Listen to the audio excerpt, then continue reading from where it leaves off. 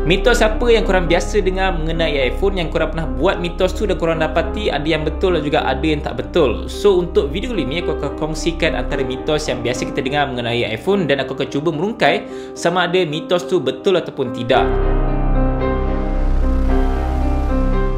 Mitos yang pertama adalah kalau charge iPhone tu overnight, dia akan menyebabkan iPhone tu overcharge dan merosakkan iPhone tu sendiri. Secara teknikalnya memang akan berisiko untuk iPhone tu rosak kalau korang gunakan kabel dan juga plug yang tidak original dan juga tidak berkualiti. Kalau korang beli dengan harga RM5 ke RM6 RM2 ke, memang ada risiko yang besar untuk ada spark api dekat plug tu, akan merosakkan motherboard ke, bateri dan sebagainya. Yes, kes ni memang banyak sangat berlaku dekat pengguna iPhone sendiri. Dah beli iPhone mahal, janganlah beli kabel yang murah-murah yang berisiko tinggi pada iPhone korang. Sebab pengalaman aku selama 5 tahun sebelum ni sebagai technician yang repair iPhone dan juga Android, kebanyakan kes-kes bateri kembung, motherboard rosak dan sebagainya oleh disebabkan penggunaan kabel yang tidak original dan juga plug yang tidak berkualiti. Dan aku sarankan untuk korang elakkan guna kabel yang tak berkualiti dengan harga yang murah gila kan. Sebab sekarang ni aku rasa untuk plug ataupun kabel yang ada pengesahan MFI dah dapat dengan harga yang sangat berpatutan. Boleh RM50 macam tu dah dapat dah kabel USB-C to Lightning ataupun USB-A to Lightning.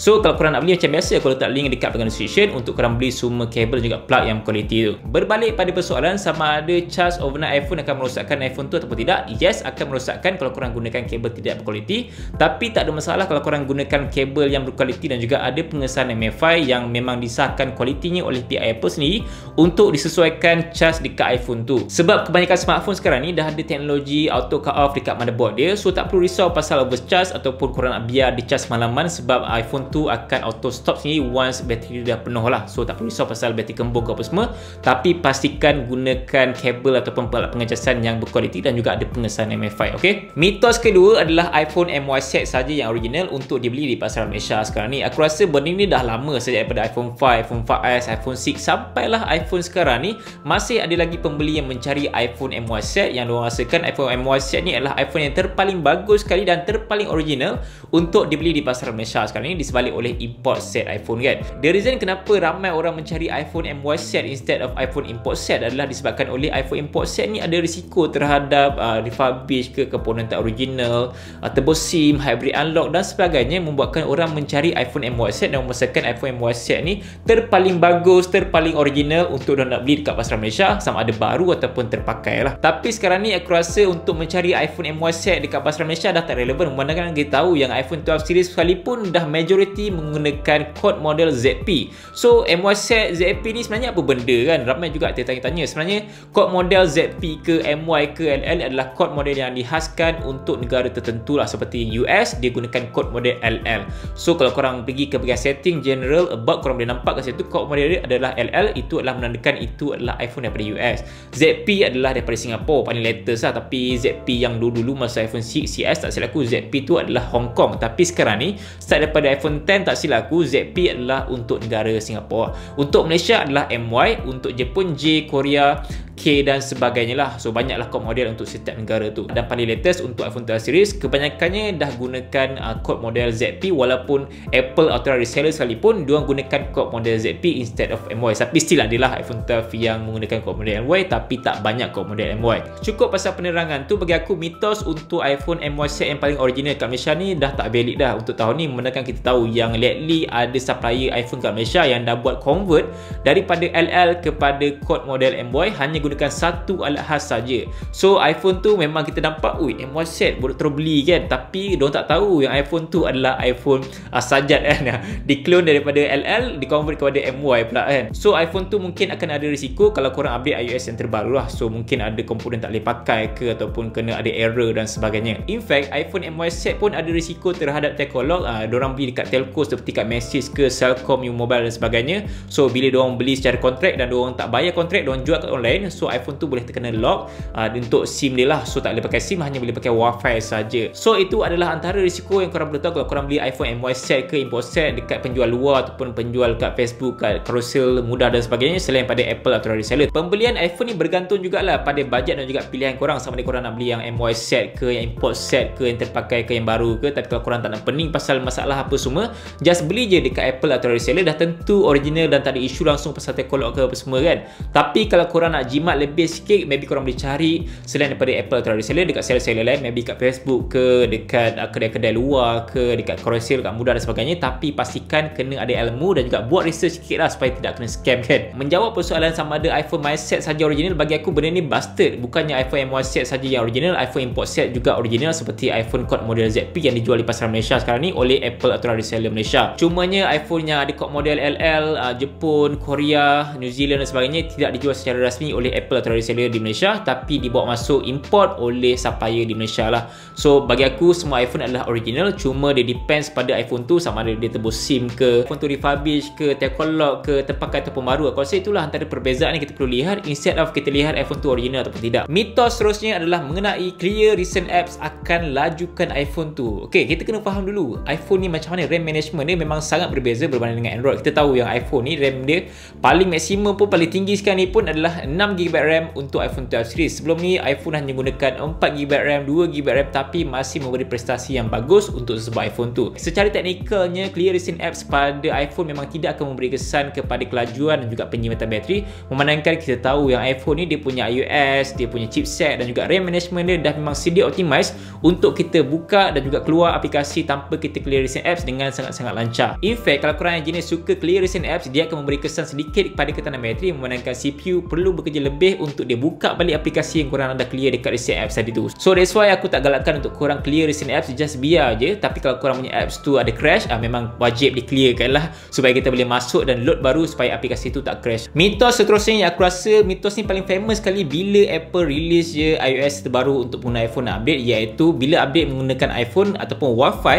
iPhone tu berisiko untuk rosak dan juga terkena bugs. Yes, aku boleh pakai mitos ni sebagai 50-50 jugalah, manakala kita tahu yang ramai juga terkena bugs, start logo Apple, Wi-Fi problem, kamera tak berfungsi, flashlight dan sebagainya, membuatkan iPhone tu mengalami kerosakan. Sebelum aku jump to conclusion, kita kena tahu dulu apakah punca utama yang menyebabkan iPhone tersebut bermasalah lepas je diorang update iOS yang terbaru tu. So antara punca yang pertama adalah disebabkan oleh mungkin versi iOS yang di-update tu memang bermasalah lah, sebab kita tahu yang iOS ni ada juga versi-versi dia yang bermasalah, yang membuatkan Apple bagi update almost every month untuk diorang selesaikan masalah pada iOS tersebut. Punca kedua adalah disebabkan oleh komponen tidak original lah, seperti skrin ke, bateri ke dan sebagainya, yang menyebabkan masa update tu dia akan ada error ataupun dia akan ada stuck dekat logo Apple. Punca ketiga adalah disebabkan oleh masa update tu tak ada bateri yang cukup untuk nak update dengan bagus. So mungkin ada antara pengguna yang set untuk automatic update. So kalau korang set, kalau boleh disable balik benda tu, sebab bateri tak cukup dan dia akan berisiko untuk stuck dekat logo Apple sebabkan oleh proses tu tak siap lagi tapi bateri dah habis kan. So that's why dia akan start dekat logo Apple. So aku galakkan masa tengah update iOS tu korang cocok dekat charger lah. Punca yang terakhir adalah disebabkan oleh sambungan Wi-Fi yang lemah ataupun korang gunakan hotspot yang lemah lah.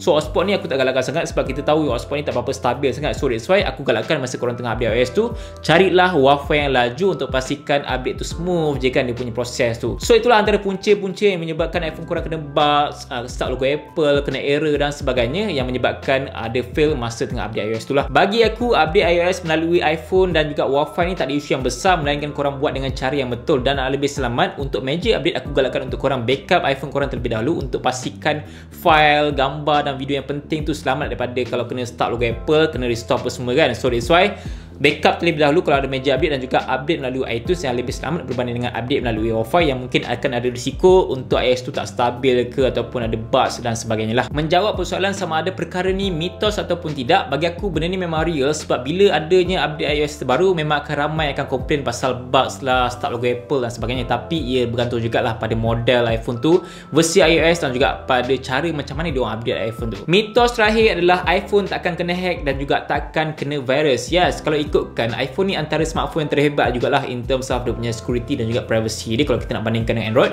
Android bersifat open source yang kita senang-senang je nak ceroboh ataupun nak buat aplikasi dekat Android. Tapi untuk iPhone dia bersifat closed source, which is hanya aplikasi yang disahkan oleh Apple saja yang boleh masuk App Store. So tak boleh suka-suka lah, dan ada juga rules dia dan juga restriction dia untuk developer nak buat aplikasi dekat App Store. So that's why iPhone ni antara security dan juga privacy yang agak ketat jugalah untuk dia punya kawalan kan. Tapi sehebat mana security security dan juga privacy yang daripada iPhone, sebenarnya ada juga hackers dan juga malware yang terlepas masuk dekat iPhone. So malware yang biasa kita nampak sekarang ni adalah malware dekat kalender lah. Mungkin korang pernah kena.